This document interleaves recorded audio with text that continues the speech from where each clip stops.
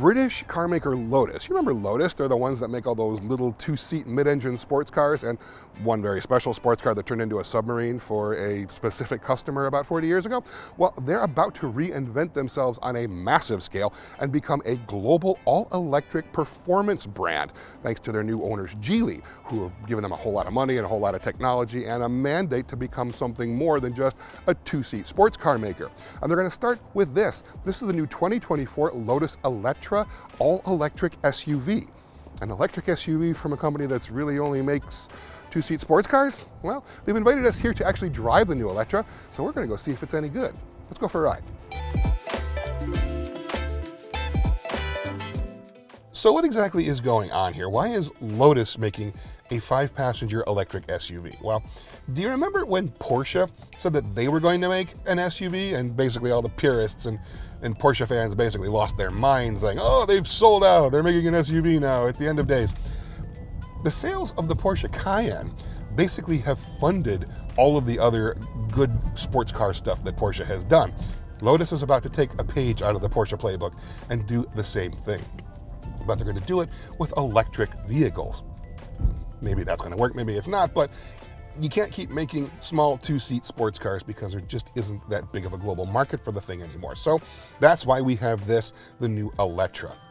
You can get it in either a 5-passenger or 4-passenger configuration, depending on which rear seat package you want, and it's going to come in 3 different trim levels: base Eletre, Eletre S, and this one, the high-performance Eletre R. Now, the Eletre R is kind of special here. You've got a 112 kilowatt-hour lithium-ion battery, which is actually pretty big for a SUV this size. And it is an 800-volt electric system as well. And it can charge up to 350 kilowatts on a DC fast charger. That means it can go from about 10% to 80% charge in a little under 20 minutes. And it has a 22 kilowatt onboard charger as well. So if you have a wall box at home that's capable of 22 kilowatts, you can actually fully charge this thing overnight in about 6 hours, which is really very good for a battery this size. Now, performance-wise, you've got a dual motor setup for all-wheel drive. All Electras will have that. But the R version has a 2-speed rear transmission. Overall, this thing is going to be making 905 horsepower, which is crazy for a vehicle this size. And it's going to enable the Eletre R to go from 0 to 60 in right around 3 seconds. Now, even the base Eletre and the Eletre S, they're going to get to 60 in about 4.5 seconds, which is really nothing to sneeze at, but 3 seconds 0 to 60 is even more fun. Now, to look at this thing, you're going to be like, wow, that's a whole lot of styling going on. But it actually has a lot of functional purpose. There's a lot of flow through on this design. The aerodynamics have a rating of 0.26, which is really almost as good as a Tesla Model X, which is a 0.25. It's all about active air management on the Eletre. You've got active grille shutters on the front, you've got an active air dam, you've got flow through for various things like heat extraction in the rear and up through the front as well. You can actually come from the bumper up through the top of the hood, all about keeping that aerodynamics good, which is going to help with range. Now, we don't exactly know what the range is yet. They've got a European range of about a little over 300 and some odd miles, but that's the European cycle. So the American cycle usually is a lot less. So figure it's going to be probably somewhere in the mid to the high 200s is what we're expecting. We don't have the final numbers from Lotus just yet. The material quality in here is exceptional. One of the things that Lotus is trying to do is to make sure that everything in here is either sustainable or renewable or recycled, and they've done an excellent job in here. It really is an upscale interior. It feels actually considerably nicer than anything from Tesla, and even nicer than anything from, the new Mercedes-Benz EQ line as well, which is saying something. You actually have quite a bit of space in here as well. This is a big mid-sized SUV. This is probably the first Lotus that I've driven in a long time that I actually fit in comfortably, which is saying something for a guy like me. Everything in here is controlled by this one large touchscreen in the middle, which is not uncommon for a lot of electric vehicles, but you've also got things like climate control integrated into it as well, which is never really something we want to see. A lot of the controls in here, it's a little bit dim, and the control buttons themselves are a little small, so it is a little distracting in terms of trying to figure out what you actually need to touch at any given moment, but I have a feeling that's going to get easier with familiarity. You also have two smaller screens, one in front of the driver and one in front of the passenger. The one in front of the driver gives you all the relevant basic information, things like speed and speed limit and range, external temperature, what drive mode you're in, things like that. So all the quick and easy stuff that you need to see at a glance is right in front of you. You don't have to look over onto the central screen in order to see that stuff, which is generally what we prefer. The steering wheel is interesting in that it is what we would basically call a squircle. Technically, it's an octagon. You've got various facets, but you kind of get used to it fairly quickly. Unlike a lot of the Mercedes-Benz stuff, you can actually touch anywhere on here. Nothing's touch sensitive and it's not going to trigger something. So that automatically makes it a winner in my book.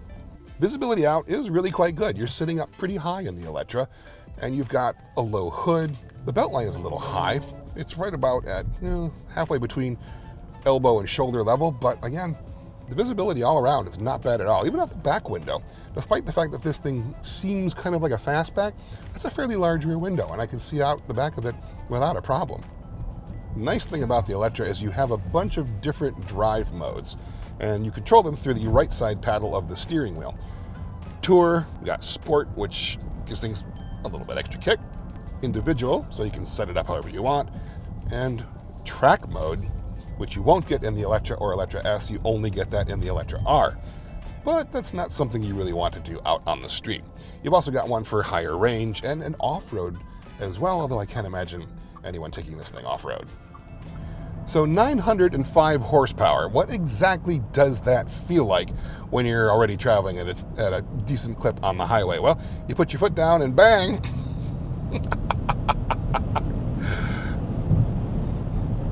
And the thing is, it's extremely stable, very smooth. You don't even get a whole lot of road noise. You do get some air noise from this glass roof overhead, but yeah, there is the Lotus-ness of this car.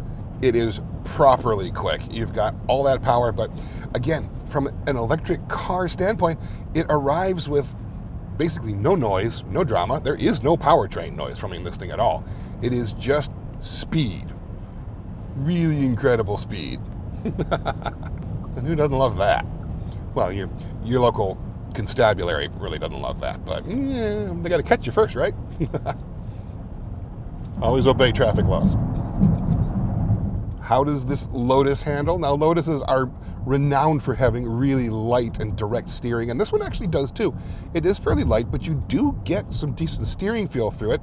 I haven't had a chance to take this through anything twisty. This is suburban Detroit, and it is a grid and choked with traffic and construction, so basically we've had a couple of turns, but in terms of an actual handling report, you might have to wait for a longer test. But in terms of ride quality, it does have some pretty big wheels on this thing, but it still does manage to ride really quite nicely. And it's quiet. There isn't a whole lot of road noise. There is some decent amount of wind noise rushing past some of these. You have frameless windows, which is really never a good solution for NVH, for noise, vibration, and harshness. It's hard to seal these things really well to keep out wind noise, but it's not so bad in here. And given the fact that you have a powertrain that really doesn't make any noise at all, you're not really competing in terms of trying to find things that are making noise and things that are being quiet. The brakes actually feel pretty good here. The Regen is adjustable. That's the left paddle on the steering wheel. And it doesn't really seem to have a one-pedal driving mode, but the Regen can be adjusted through a couple of different levels for greater degrees of bringing you down to not quite a stop. Yeah, it won't bring you quite to a stop, even at max Regen. But it does allow some adjustability. So if you prefer it to just coast instead of actually bringing you down, well, that's your choice, and you can actually do that with just the left paddle. So we've really just had a brief drive of the new Lotus Eletre. So full thoughts and full review, that's still going to be coming a little bit later on. But in terms of a quick spin, this thing is actually really impressive. It's really quite nice. Is it a traditional Lotus? No, not in the slightest. But if Lotus is looking to reinvent itself, if they're looking to become something more than just a maker of two-seat sports cars, and if building and selling things like this will help fund the two-seat sports cars, I'm all for it. This is really one of the nicer electric SUVs that I've ever driven. It's got a nicer interior than anything from Tesla or the Mercedes EQ lineup. It's not weird like a BMW iX inside or out. It's about the same cost, however, so that might be an issue. The new 24 Eletre is going to go on sale very soon. You can actually reserve one at Lotus right now, but they're not going to actually be arriving in dealerships until sometime in 2024. And in terms of pricing, we don't have full details on that either, but Lotus has told us that a fully loaded Eletre R like this one is probably going to go for about $150,000, which, yeah, that's a lot of money, but it is a really nice SUV, and that's really not out of the ballpark in terms of competitor pricing like a loaded BMW iX. Well, when we have full information about the new Lotus Eletre, you'll find it at Cars.com. You like seeing quick spin videos like this one in the Lotus Eletre? Well, be sure to click that like and subscribe button and mash that notification bell, and you'll be updated every time we post a new video from Cars.com.